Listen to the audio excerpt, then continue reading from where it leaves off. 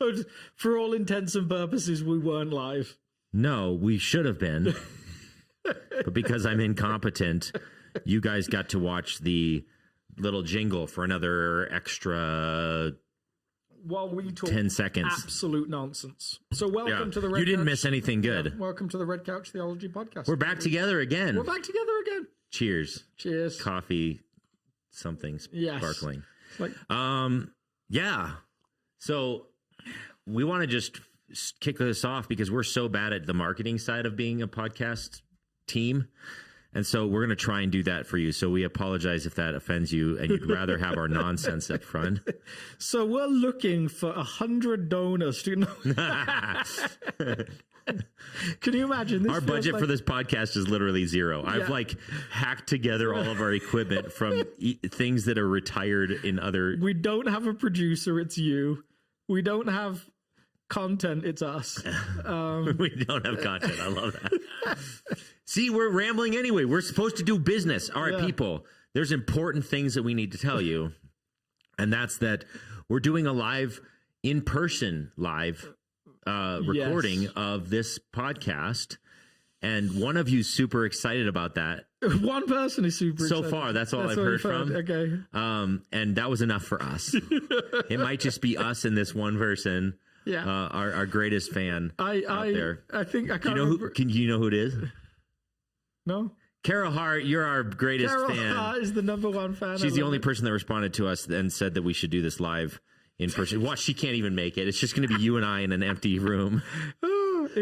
So I think maybe I said this to you outside of the podcast, but there's this episode of the TV show Frasier where he gets really excited. He's lost his job and he's hoping that he's been told his fan club have got together to protest his firing. And he's really excited, really heartwarmed and all these different things. And then they do the protest and there's only 3 of them that turn up. So the news article is, what would happen if you threw a party and nobody came? That might be this thing. But this podcast can handle that kind of. Yeah, actually, if no one shows up, we're like, yeah, we expected this. Yeah. We're shocked that we're shocked that you listened to our show. We're more concerned that people might turn up and we wouldn't know how to deal with that. Yeah, we would actually have to react to that. So we're going to be doing a live in person, heavily emphasizing Q&A. So we probably will cover a little bit of your Sermon on the Mount kickoff, but. We'll also give a decent chunk of the time to live Q&A from the audience. It's going to be in 6510 at South Fellowship down Strip Mall area. The coffee shop will be open, so you can come and get caffeinated and ask us questions about the Bible, preferably not about pickleball. Yeah. And then we'll do that. So let's see. I'm going to pull up the details and see if I can get it right here. You don't know the details? It's September 11th at where I had it pulled up. All right. I think it starts at 6:30. Canva. Where was it? There it is. I think it starts there at it is. 6:30 to 8. I love it. September 11th, 6:30 to 8. What if no one shows up? Where are we getting our questions from? Then we'll just ramble like we always do. Ask each other questions. We'll just ramble like we normally do. There ain't nothing wrong with that. That actually would be easier because then we just get to ask the questions we wanted to answer. Yeah, exactly. Yeah. I'll ask you all kinds of. I'm going to pull out the hardest theological questions I can. I'll try and force Alex to solve the problem of evil. I love it. Could I throw out something could I just say there's a rumor that Tim Mackey might be there? Just that would be me starting the rumor as well. Yeah, I guess you could. I don't know why you would do that, but more people would come. More people would come. No, he's not. Do we need to? We don't even know him. We should probably get someone important. Anyway, just us will be there. There will be no special guests right now. If we come up with a special guest. Yeah, if we find someone that actually talks in a straight line, I don't even we'll think bring them along. If we wanted people to turn up, I don't even think Tim Mackey would be the name you would pretend was coming. As great half as the people wouldn't know. Yeah. Tim Mackey But you'd throw out I don't know, Russell Wilson or whoever. He's in town. Peyton Manning. But no, it's just us. It would be a fascinating theological conversation with Russell Wilson because he professes faith in Jesus. Yeah. But he's also kind of an interesting character. One of the wealthiest football players in the world. So I don't know. Like his theology might be a little bit quirky. Yeah. Practically speaking. Yeah. Anyway. Yeah. As Jesus said, and I'm quoting him like as a paraphrase, it's hard to have faith and be rich. Yeah, exactly. Yeah. Must be tough. So we should talk about last week's sermon. Which I have not heard and was not here for. Y'all did so good, South Fellowship Church. Yeah, that's what I heard. So I told, so if you weren't in service last week, then you wouldn't know that the congregation actually brought the sermon on Sunday. Which was an idea we came up with, like, what was it, like, before the start of this series. Yep. And I had to accept the fact that I wasn't going to be there, which was actually kind of like a little heartbreaking. Yeah. Because had to be then. Yeah. But totally. But it did work great from what I heard. Yeah, it was a ton of fun. So what we did is all throughout the Ordinary Time series, which if you've been following our episodes, we've been in that series the last 7 weeks now, but and we went through the lectionary, did various different messages. But what we challenged people to do in our congregation who were in person is to write down what the Spirit was speaking to them specifically from the messages. And then last week, we just opened up the floor for people to share what God's been speaking to them. And it was really cool. There was some stories of moments of confession where people shared things that they were challenged to. There's some public confession. There was some moments where God challenged some people to be obedient to something, and they stepped out in faith and saw God move in some significant ways. In first service, there was actually a couple who literally during the sharing time received a text message, had to decide in faith whether they were going to obey a nudge from the Spirit, and took action, and then shared it during the service. That's amazing. So they're inviting a couple who's struggling to find housing to live with them for a few months while they get themselves established. But they got the text during the service, and I asked the question: has anyone felt the nudge to just reach out and care for someone? And I could see their body language out of the corner of my eye.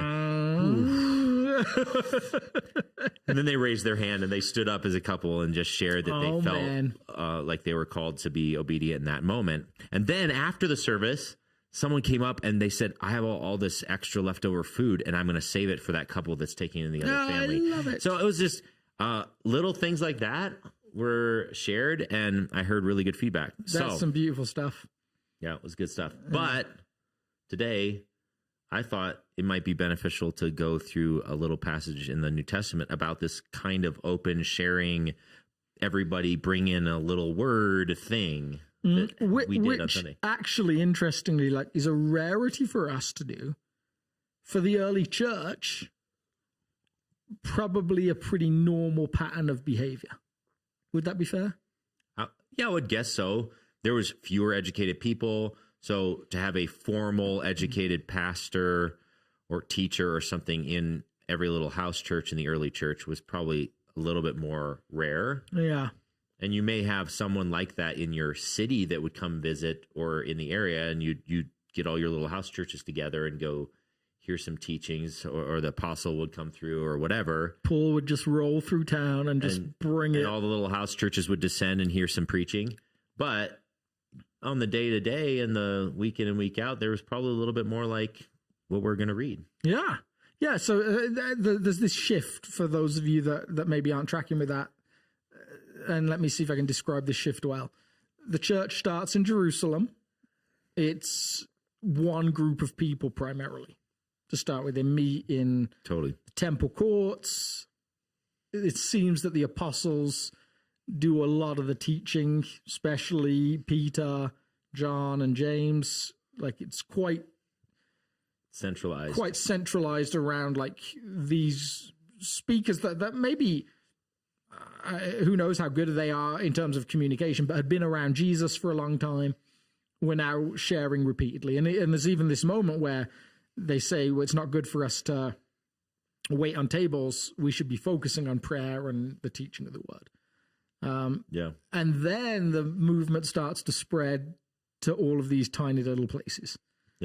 So then people are meeting in homes, and that's what you're talking about then. There's this moment where there's not a centralized thing to the same degree. Well, I think there was, even in the very early days, there was probably some hybrid. Yeah, it might because, like they said, they devoted themselves to the apostles' teaching and to the breaking of bread. But we're talking 5,000, 9,000 people potentially in that early push. Yeah, and so then the breaking of bread, they're probably like hearing some apostles' teaching, and then they're going back with some smaller groups and maybe having some discussion around what they just learned and eating dinner together. How bizarre is this? Like, still in my head, like, just because of church culture. A potluck? Yeah, like casseroles. I totally picture like the circular like round plastic casserole? tables getting rolled out, and like there's like some the plastic tablecloths. Interesting. I have to work really hard to. I'm going to go out on a limb and say that you're injecting your worldview into the text. I just have to work hard to not think of them like rolling the tables out. Yeah. I mean, the courtyard wouldn't have been conducive to a 5,000 person public meal. No. Well, yeah. I mean, I guess if you're eating the sacrifice, which a lot of the sacrifices were communal. But you do like, yes. The priest would have been so angry by that. They'd be like, we don't even believe what you guys are teaching. We're going to take the sacrifice. We're going to do our own thing over here centered around Jesus. Like, that would have been... Give us our portion, and we're going to go hang out here and get a separate teaching. Oh, man, that must have created such tension. But that, like... If you've never lived or been a part of living like a short-term trip to a developing country, I remember when I was in when I was in Haiti, the lady that did the cooking for us there, she cooked for 200 people, 300 people over an open fire in a courtyard. Like, and the moment where you realize she's been up since 4 o'clock in the morning doing that, is like this moment where you realize, oh, this is a different world to the world I live in. Seriously. And so, yeah, you imagine, like, there is no person that's taken on hospitality for the church. It's people probably similar to the breaking of the feeding of the 5,000. Like, there's all this food that appears miraculously, but has to get handed out. Yeah, it's not miraculous. It's Mary in the corner over an open fire, slaving away. Exactly. Yeah. There's like, so there's just a completely different world to the one that we can imagine. Yeah. And so a lot of it ends up being in homes, and so that's why you read in Paul's letters. Oh, the church that meets in Phoebe's house, the church that meets in so and so's house. Perhaps a more affluent member of the community would open up their house. And so on and so on and so on. So then churches would meet in houses in all sorts of parts of the Mediterranean area. And this seems the passage we're going to read seems like it's to a church or to a group of churches meeting like that, right? Yeah, it seems more likely. Should we bust it out? Yeah. I'm going to let you do the reading because I'm a horrible reader and you aren't. I'll close my Greek here. I'm going to read the passage you didn't want me to read then. Go for it. I never said I didn't. You shouldn't read the Bible, Alex. So this is Paul writing, trying to figure out with the churches that he's writing to, the church in Corinth. And when he says church in Corinth, he means all the house churches in Corinth. Now he's spent a chunk of time with them already. He's done a ton of preaching to them, a ton of teaching, and then.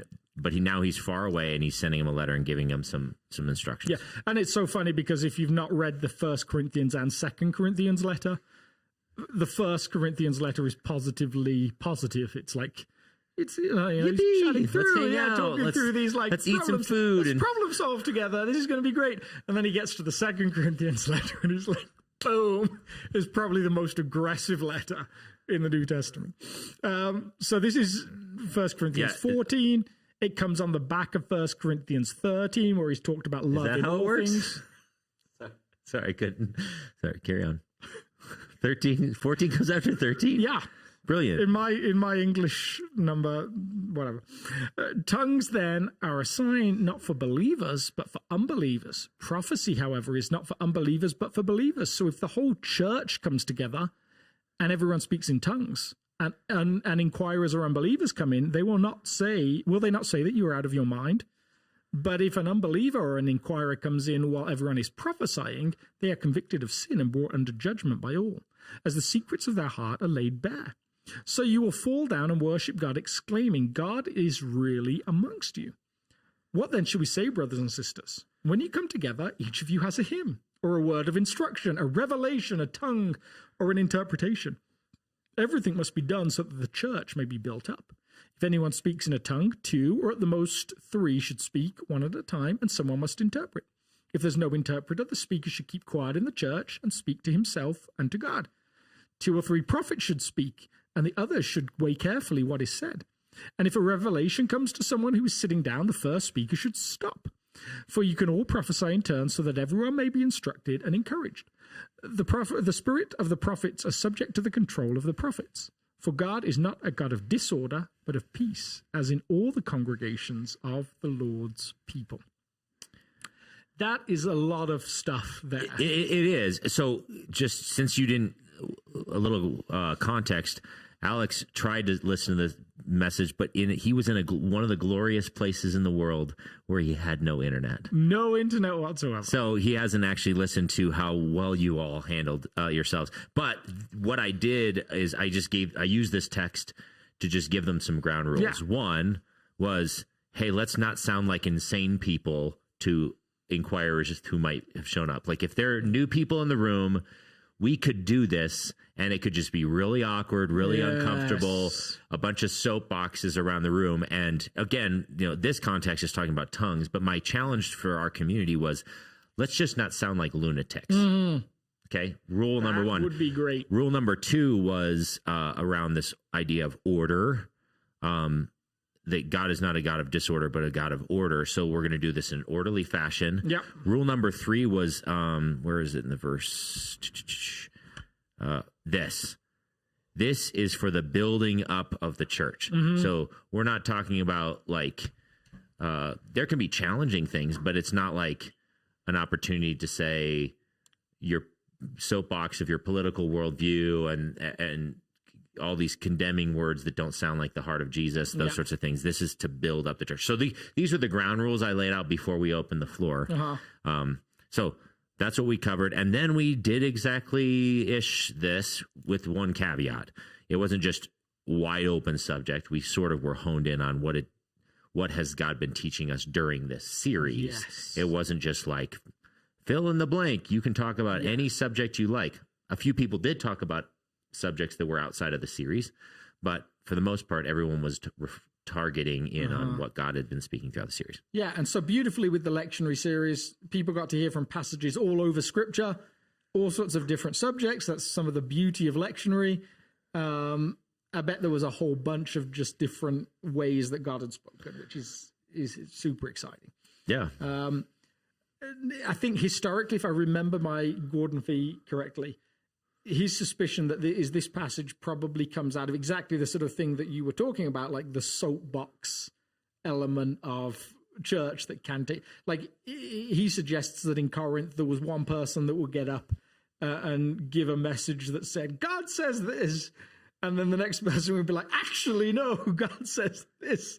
And would then say the opposite of the thing that the person had just said. And again, one, confusing to anyone from the outside, but just not a healthy way to do community together. Yeah, it wasn't building up. It wasn't centered around the apostles' teaching. It was actually centered around their opinions or their political worldviews or whatever. And the text, in a lot of ways, is saying, all right, let's think through this in a lot more logical manner. Let's not sound like insane people. Let's do this in order and in properness so that it's actually beneficial to the community. So here's a question. Why don't we still do this? That's a great question, isn't it? Yeah. Because I heard from a lot of you that you loved it on Sunday. Yeah. That it was really, really beneficial and sweet. I actually heard one person came up to me and said, I heard we were going to do this and I did not want to come because I hate this kind of thing. It can get so awkward. Like, what's that person going to say? And are they going to ramble forever and on and on and on? And then they said, I am so glad I came. That was really, really, I think the word she used was precious. That was precious for our community. So yeah, it does. Anything new or unusual is going to have like some nostalgia. Not is nostalgia the word I'm looking for? I'm trying to pluck a word out of the air. When you change things up, there'll be some element of freshness to it, right? Totally. So I'd be intrigued if we did this for like 6 weeks in a row. Like if you were to shave your head, it would be very different. Yeah, I actually have a picture of me with what it would look like with a shaved head. My stylist gave it to me. Really? Yeah, it looks awful. I showed it to my kids. They shuddered. They were like, don't do that. That's funny. Yeah. You should have seen the terror in Alex's eyes when I just jokingly mentioned that. Anyway, carry on. So like if we did 6 weeks in a row, I wonder whether people would have that same reaction. Like it's almost like, what does Dallas Willard say? Like familiarity breeds unfamiliarity. And the other, that's his take on the phrase familiarity breeds contempt. So if we would just say, yeah, we're just going to get rid of the sermon, and just do this every week, there may well be a season where people are like, I love this.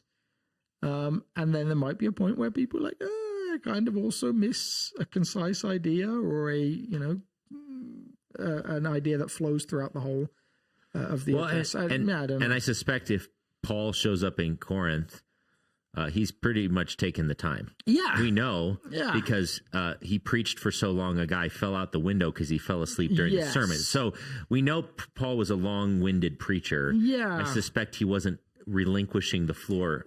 But I don't think Paul would love the idea that he was doing that because he had better. Maybe Paul would have. I don't know.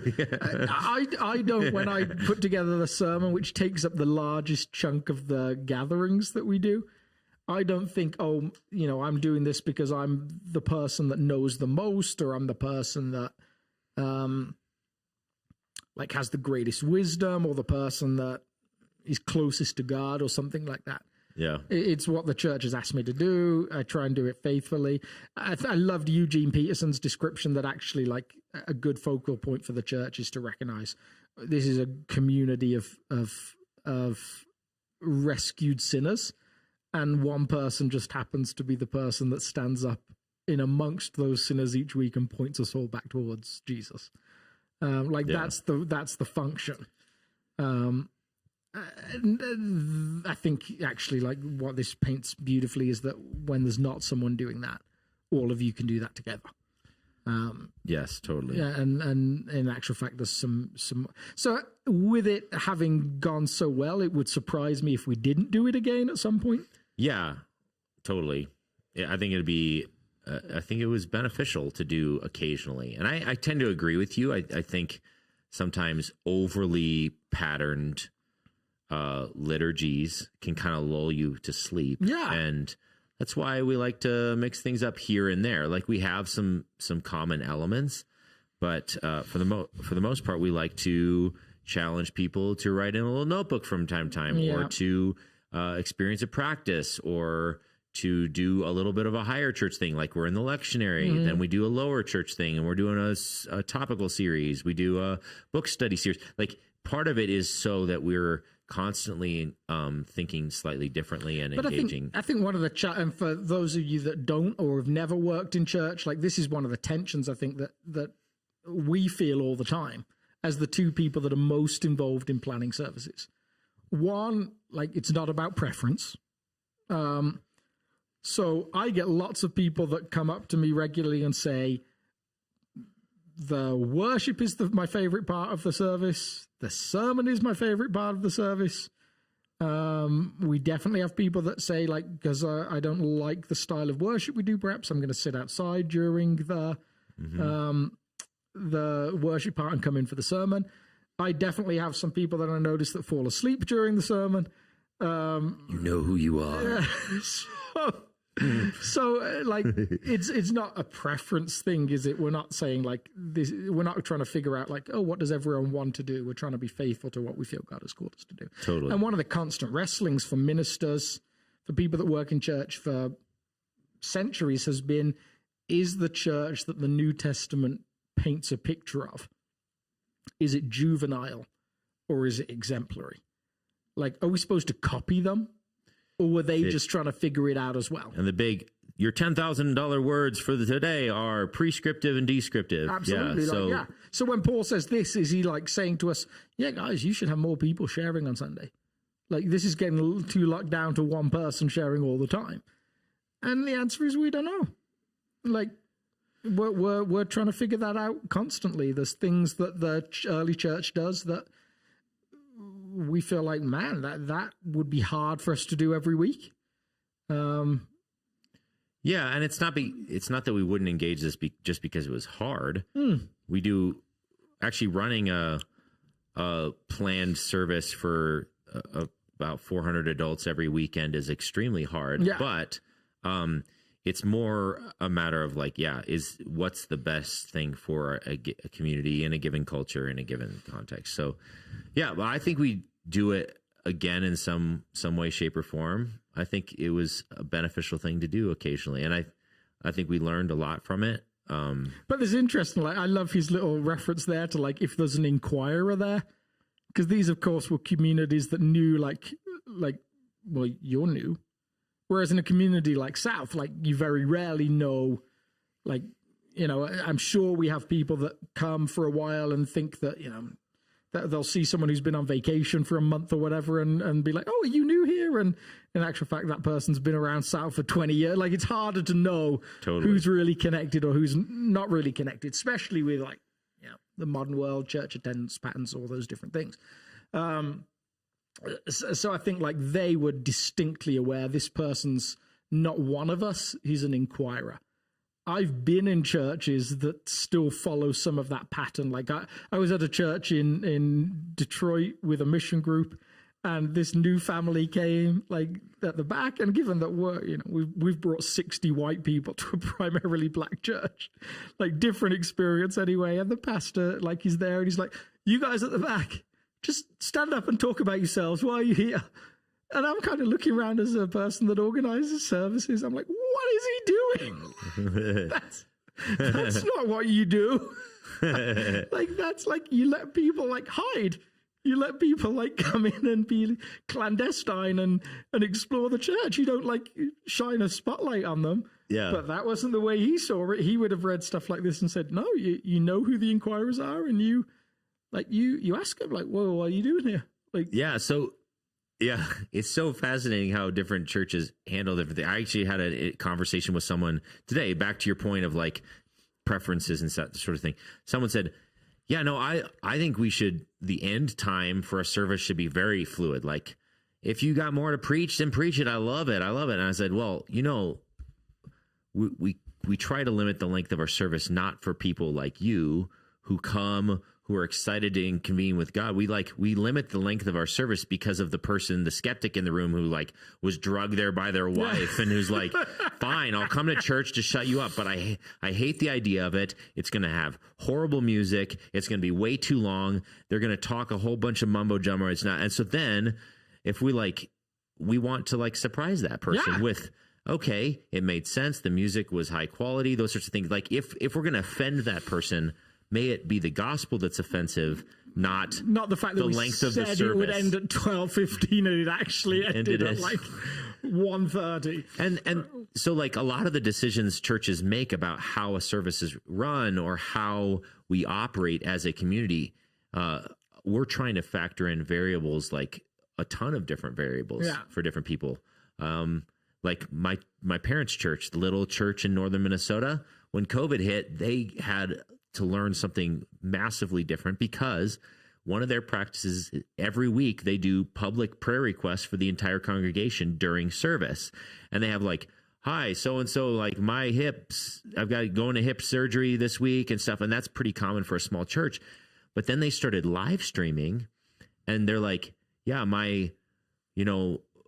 I just want you to pray for my son. He's a heroin addict, and he just got, incarcerated and stuff. And then they're like suddenly realizing, wait a second, we're broadcasting this to the entire world, and that son might actually see this video.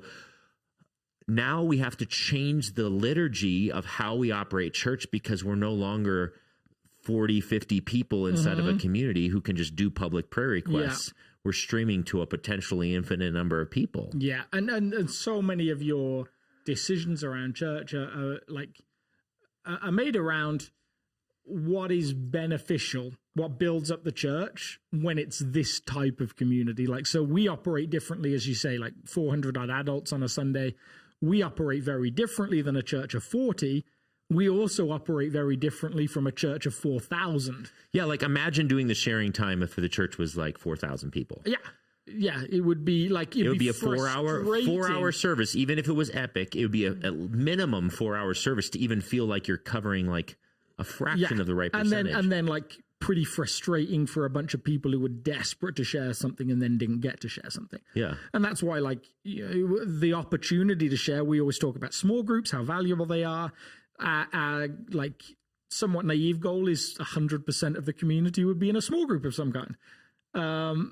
That is an opportunity to share every week. So the fascinating part is, I think there's something about our psychology that says it felt more valuable for me to share what I wanted to share, or felt called to share, because I got to share it in front of a few hundred people. When in actual fact, in God's economy, it seems there's no more value in sharing it in front of those people than it is sharing it with your group of 8 or 10 or 12 that meets in a living room. It's just as valuable. Yeah. So we're the ones that are number obsessed. So one of the highlights that I think came out of this service, and maybe some of you could have commented on this too. I heard from several people that the big benefit is to hear other people struggling with or being challenged by similar things, because you start to feel alone. You start to feel I'm going through this health crisis and I'm struggling to find hope in the midst of it. And to hear someone else say, I was losing hope, and then this text spoke to me, and I feel encouraged by that. It was it wasn't actually always the content that was shared. It was the solidarity that took place in the room, across the room. And that was, I think, a beautiful thing. And that, I think that can happen in good group life. Totally. I do think there is this tension with church that we've talked about before. I'll regularly say from the platform, I struggle with this, or I'll talk about I feel the blackness of my heart or whatever. Just because I do the job I do, there is the temptation of a lot of people sitting in the service to be you're such a liar. You don't struggle with that. I don't believe you. Because you're on stage, because you're in a ministry role. Now, of course, the people that really know me, that spend a lot of time with me, would say, the guy's terrible. He absolutely struggles with that. No, I wouldn't. Person you've ever met. I wouldn't say it like that at all. Actually, but it's terrible. You can be as honest as you want from the stage as a pastor, but the suspicion is always I don't really buy that. I don't really buy the fact that you have doubt. I don't really buy the fact that you are scared of stuff, because our build-up of spiritual leaders is they operate differently. So I think there is this joyfulness to sharing and having this time of saying, this is me too. So one thing that I felt like this last weekend was we just scratched the surface of, and that I personally would like to grow in, and maybe you can comment on this as our lead pastor. I still feel like a lot of the sharing, so there was a maybe first service, only 40% of the sharing. This is me obviously making gut making up feeling. Statistics. Only 40% of the sharing in first service was things that people had written in their little notebooks, specifically coming out of the sermons of hearing the Spirit of God. Several of them were just encouraging words, semi-connected the message. But anyway, and then second service was a little bit more. It was probably more like 80%, 80% of second service was like, this passage or this sermon, and then I wrote this down. So what I'm getting at is I still think, and this is true for me, and I'm on staff. I'm like I'm prayerfully pursuing God's heart, picking the songs that I choose, dialoguing with you about the content of the sermon, and building a service around it. There's still sometimes this ability to enter on a Sunday morning and not expect the living God's voice to penetrate the space. Yeah. Like, Alex is going to preach a message, but I'm not necessarily like showing up like, oh my goodness, the God of the universe, the creator of heaven and earth, the one who died for my soul is going to speak to my soul today. Yeah. And to have that anticipation. Yeah. That's why we did this practice. It was that we want to be a community that shows up not expecting sermons, not expecting songs, but expecting God. And I think this has been like this nudge we've had all year, really. Like, you know, we did the Listening to God's Voice series earlier in the year. Like, it's been a progression of different thoughts, like all the way through with this idea that, you know, when we talked about vision pathways last year, how we live out living in the way of Jesus with the heart of Jesus. Our beautiful, catchy, pithy saying that is on the wall, that is the centerpiece of who we are. How do we actually practically take things and say, well, how did Jesus live? Like, what are we all reading the same thing? Have we all got the same ideas? And one of the things we talked about was actually just this ability or this moment of moving from an experience to actually encountering Jesus. Yeah. And that every time people encounter Jesus, there's a next step. There's always something that comes from that. Yeah, you don't encounter Jesus and be like, that was pretty neat. Yeah. So what's for dinner? Yeah. Like, and those people, like, they didn't encounter him in the fullest sense of the word. They really missed him. Like, they might have met with him physically in the gospel, but they missed the person that was there. Yeah. So to me, like, every week, I think in the back of my mind, there's like, okay, I feel like this is generally what God is saying to the whole community. I feel like if we were to round up 80% of people, this is the thing he might be talking to them about from this sermon. But then there's always this beautiful possibility that God could say anything to you in a sermon. Like, you know, that anything could come from that. Who knows? Like, because he's constantly richer and deeper, and he, like, if we're playing checkers, he's playing 4D chess. And that doesn't even do it justice. So this last week, while you were gone, the staff team went to an art museum. Yeah. And it was an impressionist artist, did some very minimal realism in his painting, but did more abstract stuff. And I was just pondering how, like, some of his work early on, like, he'd paint a person and all of the proportions are so wacky that I was curious of, like, how do I know that that's even a person? The proportions are so grossly wrong. Like, think about, like, even, yes, I mean, you've all seen paintings that are just so abstract, but you can still tell that they're they're painting a person. Or like, one of the ones that caught my attention the most is he had the street painting, and then there's this person walking down the street. Now the person is like 4 or 5 blob strokes of paint, and their entire head is like just a single brush stroke. And yet I could tell from the body language an emotion of, like, weighed down and all this stuff. I'm like, that doesn't even look like an actual human being. Like, if he's trying to be realistic and explicit, epic fail. But my art has this ability of communicating between the lines. And so the same sort of thing happens with sermons, like, or even the scriptures. Like, you're preaching a message and you think I'm saying this thing. I'm trying to be super duper clear about this thing. And yet, in the creative nature of the scriptures, in the creative human experience of how God designed humans, they may, like, read between the lines. Totally, yeah. There's, like, the philosophical idea would be like the saying and the said. Totally. Like, you know, somewhere in between that, different things are heard. I can say the same thing to a few hundred people, and you could get all these different senses. Oh, no, he really said this. Or no, he really said this. And some people would be like, I don't think he said anything at all. I wish he'd have said something. So there's all these different ways that we're interacting with the sermon.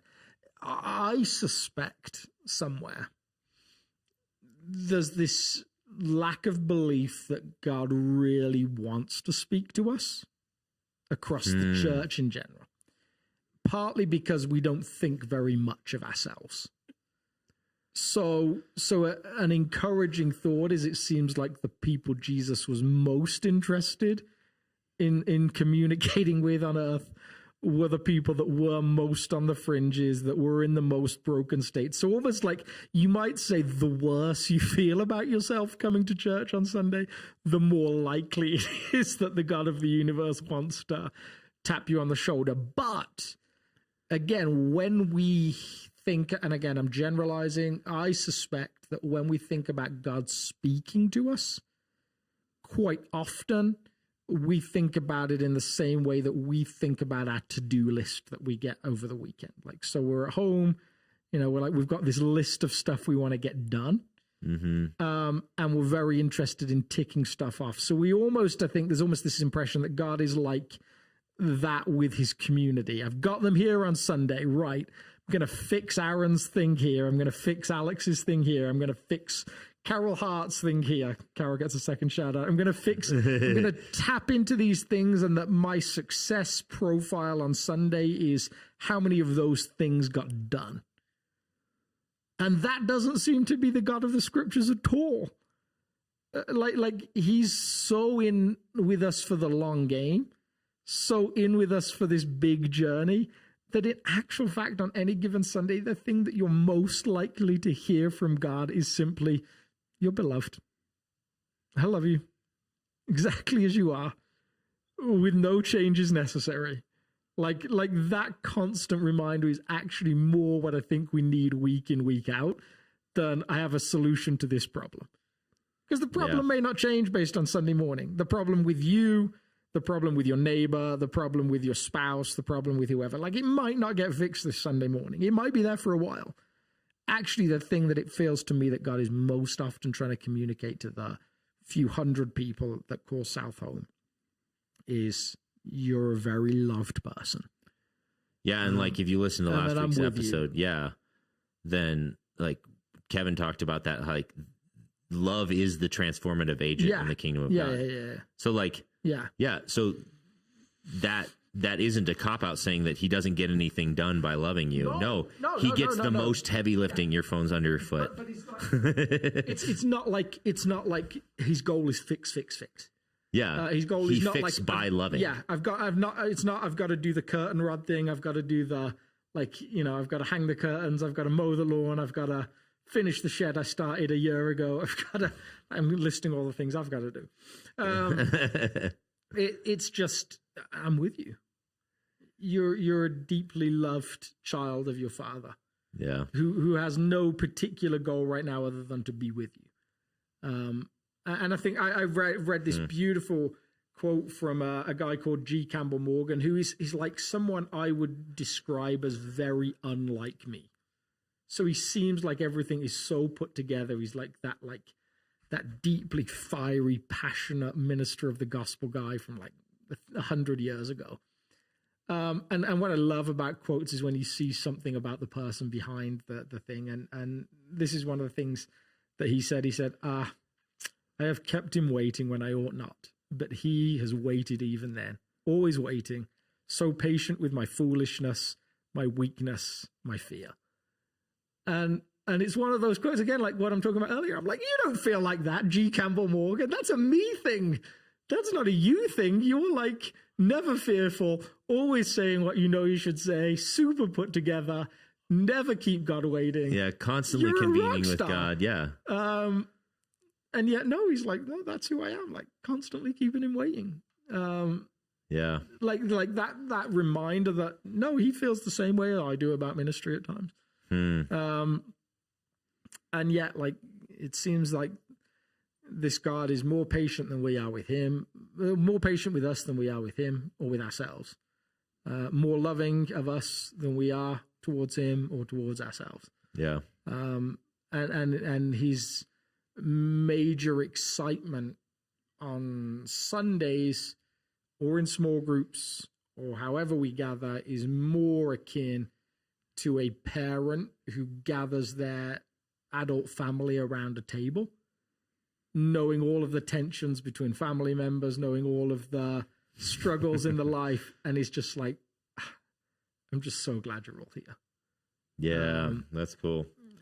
Well, so yeah, if you're wondering, like, why don't we just do this all the time, or could we do some other element all the time? I like talking. Well, the answer is if you attend South and we might be slightly infuriating to you because we don't only sing hymns, and we don't only sing contemporary songs. No, we don't only preach topical, and we don't only preach book studies. No. We're a little bit kind of a wild west community, and in that, and we're just trying to figure it out alongside you on your journey with Jesus. So maybe we'll do it again. I suspect we will in some way, shape, or form. Maybe we'll do it this week. No, we're not doing it this week. This week's exciting. We're going to do all combined. Yeah, so it's going to be hopping. Come early. Family together. Come get a seat. Well, I don't think we got questions. We might have gotten questions, but because Teresa's getting married today, and you're doing the wedding, because of that, if you're part of the South, if you did send questions in, we will get them until you get back, because she didn't teach me how to access the phone number. No, and we both have to go and look so we don't look like this.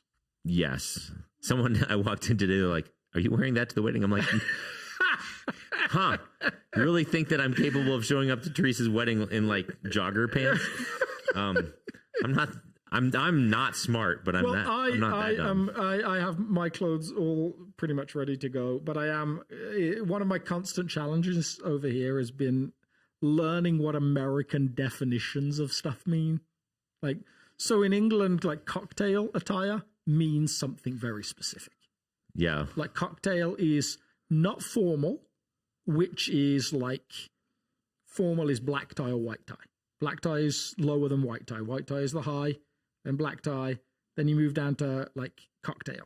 So depending on the dinner. But it's still pretty close to, it's tuxedo most likely. It's certainly suit, like certainly jacket, tie, pants, dress shoes. So that's cocktail. Like here, it seems like cocktail could mean I was on the golf course 5 minutes ago and I changed out of my golf shoes, but I'm still wearing the rest of my golf clothes. No, here, none of it means anything. It's like someone could show up in jeans and you're like, oh, okay. And then someone else shows up in a tuxedo and you're kind of like, okay, fine. Yeah, so you guys both, you take cocktail and you both do it dressier than cocktail is supposed to be and way less dressier than cocktail is supposed to be. And it's constantly confusing to me. Yeah, this is what happens when you create a country of such a melting pot, is no one knows what's going on. Do you know the rules? No, I'm not from here either. Like, none of us are from here. Yeah. Who gets to decide what the rules are in America? Who knows? Man. Well, there we go. Maybe the beautiful aspect of America is there are no rules. Yeah, or there are, but no one knows what they are. Well, we said it would be a shorter podcast today. Like, we'll judge you for things, but there's no rules. Yeah. Well, our short podcast was 50 minutes. Yeah, we did good. We shaved 10 minutes off of a week talking about a sermon where there was no sermon. Good job, us. All right. Look at us go. See you next week. Let's see. I always ramble at the end because I have to find the stop button. Teresa was making fun of me for that because, anyway. Bye. Bye.